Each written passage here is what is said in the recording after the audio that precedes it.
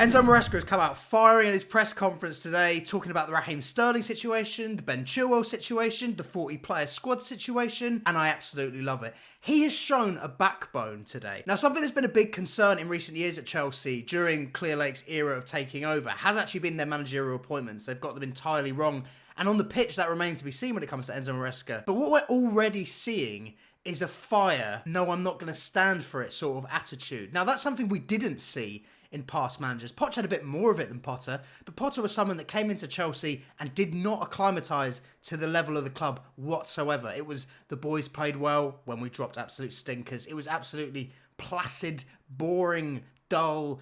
And Pochettino last year, even I remember, if you recall, the Carling Cup final that Chelsea lost against Liverpool. Now, Gary Neville put the Chelsea squad on blast, labelling them billion-pound bottle jobs. And what did Pochettino say in response?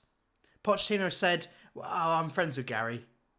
He didn't come back swinging. He didn't, when we beat Manchester United, put it in his face a little bit and say, look, your billion-pound squad just bottled to us. What does that make you? Look in your own house. There was none of that. Whereas Enzo Maresca today, in talking about this 42-man squad that everyone's been going on about, people on the outside of the situation, he's addressed it saying, I have 21 or 22. I don't have this 40-man squad you're on about. There are people training away. I have nothing to do with them. They could be on 10-year contracts. I don't care. They're not for my use. I'm not using them. I really like that. And somehow he's coming under more fire because when we have too many players, it's a problem. But now we're trying to get rid of players, that's a problem as well. Like, how can you win, right? But realistically, a lot of those players that are outside of that, some of them are young kids that will be going on loan. Your Alex Matoses, your Bergstroms, your Turanians. Angelo, a bought-in young one that will go on loan. David Washington, probably the same. And then you have your Kepas and Lukakus, who were a massive detriment to Chelsea Football Club here before this ownership anyway.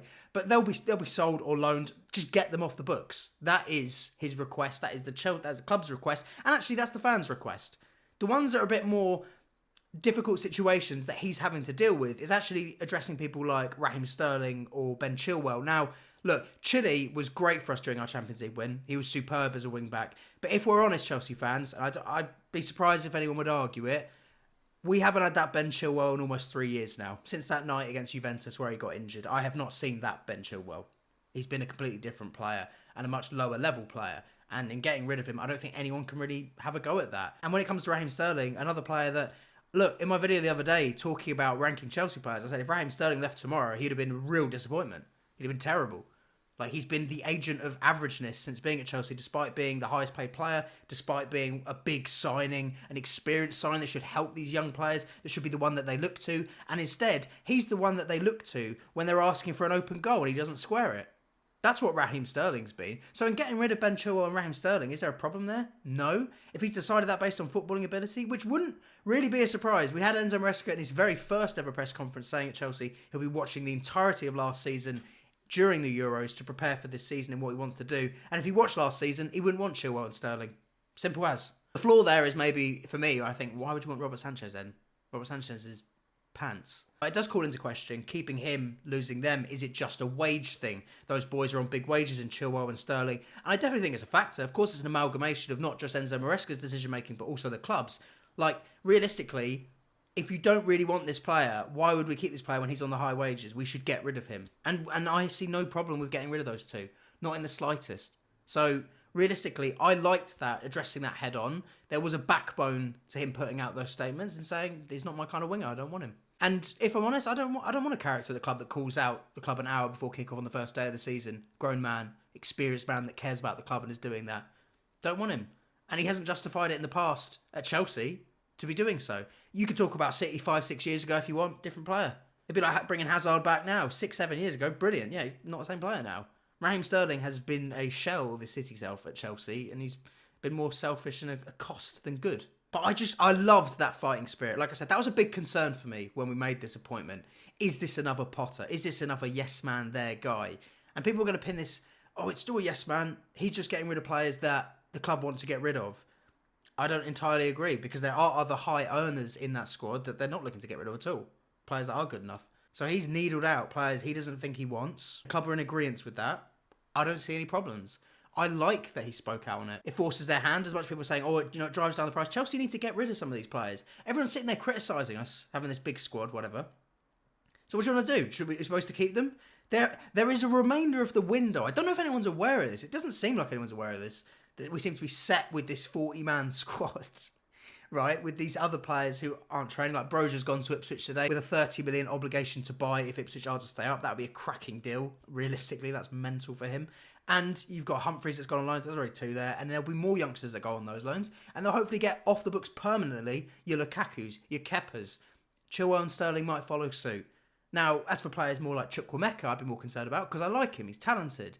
And if they're looking to get rid of him, as much as they'll probably make profit on him, I think that's a good player to keep around. And I'd question that a little bit more. But questioning players where we know you haven't seen their best for years, I don't know. I don't know what people want at that point. Realistically, like I said, you have this big squad. You're not supposed to trim it. Like, what do you guys want? What do people want from this? It was good to see that. That snappy nature was something that I felt previous managers lacked. And I also felt it's something that the best Chelsea managers, and I'm not comparing him to them at all, I'm just saying this is a characteristic I like to see in a manager, particularly at Chelsea. I like that snappiness that Mourinho could show at times. I like the snappiness Tuchel showed us at times. You know, when he was being questioned about our sanctions and the fact that he'd drive the bus, all this kind of stuff. Those managers have that in them to assert themselves and let the people know, like, no, you're not going to walk all over us and talk rubbish. Poch and Potter allowed that. They definitely allowed that. Very rare did they start. Poch only got a bit more snappy, as it kind of felt as if he knew he was getting the boot, really. Those last few games of the season, he started talking out a little bit more. And I feel like that's because he knew his time was coming to an end. Potter, it just never arrived. Didn't acclimatise to where he was. But yeah, like that always stuck with me, Neville being able to make that comment and our manager not being able to back us to the point and go, pack it in. Like, pack it in. We've got kids here. We're going to develop. We've got a young team. He allowed them to walk all over us. And I like that this guy's shown already that won't be the case. That he is stern enough to put to bed any media unrest and all the kind of whirlwind Chelsea gets swept up in. And naturally we get swept up in. There's a lot of chaos. There's a lot of stuff always going on at Chelsea. It's very dramatic in that sense. But trying to limit that and almost force us versus the world mentality is exactly what Chelsea thrive off. It's actually the reason I wanted a Diego Simeone originally, before, or Tuchel back. Those are the kind of managers I look at. I'm like, that's Chelsea. That makes sense to me. That's Chelsea. Now, whether this guy is the level of a Chelsea, that remains to be seen. Like I said, we want to see more on the pitch. We want to see more games from Chelsea and how we develop, how we look to evolve as a side throughout the season. But in terms of with him speaking, he's hitting all the right notes for me. Genuinely, it's been a long time. I used to love tucking in to a Thomas Tuchel press conference or hearing what he had to say because you hung on his every word. You listen to the bloke and you're like, I'd go to war for this guy. That's what you want to feel from your manager, naturally. I think every club would want to feel that from any of their managers, but realistically, it's something we've lacked in recent years. Genuinely, I didn't feel that with, well, I certainly didn't feel it with Potter. I didn't feel it with Poch. I felt at the start Poch said the right things and quite quickly tailed off, like very quickly in terms of hitting those right notes. So hopefully that's not the case with Enzo Maresca. But what we saw at Leicester last season, the whole it's a huge game for them, that kind of thing. I like that arrogance. I like that. That's something we can build off. That's something we can get behind. That's a mentality and a siege mentality that we can forge and make Chelsea what Chelsea need to be, which is competitive at the very top. I'm intrigued to see how this manager develops here and how Chelsea develop here, because so far I do like what I'm hearing, and now I need to really like what I'm seeing. If those two match up, we're on to a winner in that regard. It just made me laugh today, honestly, in terms of some of the reception. Suddenly, it's some crime to get with Raheem Sterling. Have you all watched Raheem Sterling this year, or last year, or the year before, rather? And this isn't Chelsea fans. Chelsea fans know, because I feel like it's quite a united opinion when it comes to Raheem Sterling. We all watch him every week. We're very aware of how he's been. And you get all these other fans chipping in, being like, oh my God, how can they do this? How can they do this?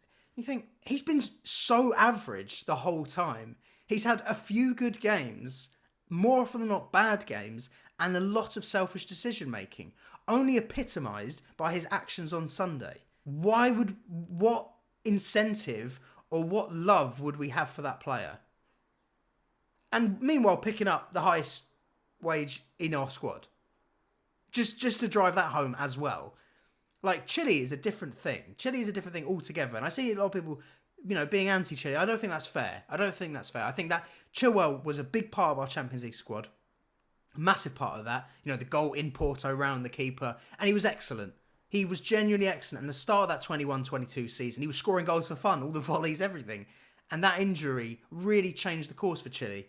coupled with that, he had a tough time off the pitch, obviously, you know, losing his dad, and that's awful. Like, that's a horrendous thing for someone to go through, and sadly, he hasn't really been able to get back to that footballing level that we knew he was capable of before. He lost a bit of that athleticism that made him so potent, that made him such a threat, that made him so good as a wing-back, bombing up and down the pitch. He lost a bit of that with that injury, and he's never fully recovered. And like I said, maybe he's had a real tough time mentally and hasn't, maybe lost some love for the game, or maybe just hasn't been able to find himself, find that, you know, that pre-existing version of himself that was operating at the highest sporting level. And if that requires a move or whatever, then, you know, so be it. Like, I have all the respect in the world for Chile, and I can understand the sale, and I hope he does the best. But someone like Sterling's done nothing at the club, nothing but cost us a couple. You know, cheers for the Dortmund goal. Is that it? Is that pretty much it for Raheem Sterling? A few goals. Like, the guy's been part of 2 really bad seasons at Chelsea, and he's not been one of the shining attackers in any of them. And yet he's paid the most. Like, what do people want in terms of that? I don't really get it. Like I said, I think Chilwell is a very different case. I think maybe Chukwuemeka's are a different case. But a lot of these, you know, Lukaku's and Kepas, we wanted rid of them for years. We wanted rid of them before these lot were even here. And now people think it's a problem, you know? Or is it the fact that, is it everyone really gutted that Alex Matos, Turanian and Bergstrom's loans aren't sorted yet? Because they will be. There is a remainder of the window. They'll get their loans. They will be sorted. Like, what is everyone so concerned about? Is it Petrovic? Petrovic last season? Yeah, he was a first-team keeper. Played first-team football a lot. Is he a first-team keeper? No. Is Robert Sanchez? No. That's more where I'm looking at Maresca. I'm like, okay, let's see you develop here, mate. Surely Jorgensen's better than him. Let's see that. But like Petrovic, for me, he was a backup keeper, as was Sanchez. Sanchez is better at the ball with his feet. That's why he's gone with him. Petrovic gave me less nerves. I prefer Ketrovic, and that's... Ketrovic? Ketchup? What am I about? Petrovic. I prefer him in that sense. But realistically, he weren't good enough either. Like, he wasn't great. He wasn't some amazing keeper. So, you know, if they get rid of him, cool. Angelo will get a good loan. I like Angelo. Looks talented. But yeah, he wouldn't be in the squad. Like, realistically, this is not... And again, this is nothing new. We know this is nothing new. I don't really know how the media think it's something new. Or even rival fans. Maybe they just didn't really spot it. But like, for years, we've always been reported on the same. Chelsea's loan army. Remember, we'd send like an army to Vitesse on loan under Roman. Like, we'd do that. We had loads of players. We'd always have loads of players exiting on loan. Or loads of players we couldn't really shift. Like, it's not really that different. The only difference, as I've kept saying, is that it's on the pitch. The results haven't been the same, so maybe it's more noticeable. Maybe people just didn't really clock because Chelsea were just good anyway, so they didn't really notice the little things going on in the background. But it's no news to me, and it's no news to me that people are covering us really poorly. So I hope I can give a good voice to that and actually give some more sensible, clear opinions. But yeah, I really liked it. I liked that press conference. It filled me with hope, and I'm very hopeful that Enzo Maresca is that guy. Like, can we have...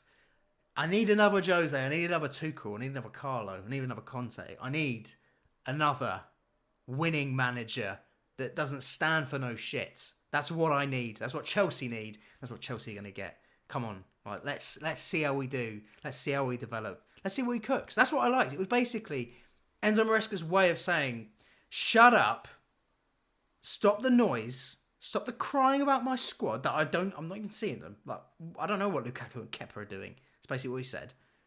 Let me cook. It's basically what he said. He was just like, shut up, watch me cook. That's that. And I like that. I like that. No bullshit. Not standing for no nonsense. Good stuff from Maresca. I'm looking forward to us playing Serviettes tomorrow. Or Servette. But Serviette just sounds funny, doesn't it? Europa Conference League. Let's try and win it. Because realistically, we'll become the only club to have won them all. Because no one who's won Champions League and everything has won the Conference League as well. But we'll be the first to do it. The first team in history to have won all those competitions. Chelsea only adding to their history. People live it really in the past. We just continue making it. And make sure to hit like and subscribe. It lets YouTube know that this is the Chelsea place to be. This is the football place to be. And it's your place to be. So yeah, in a bit, guys. Up the Chelsea.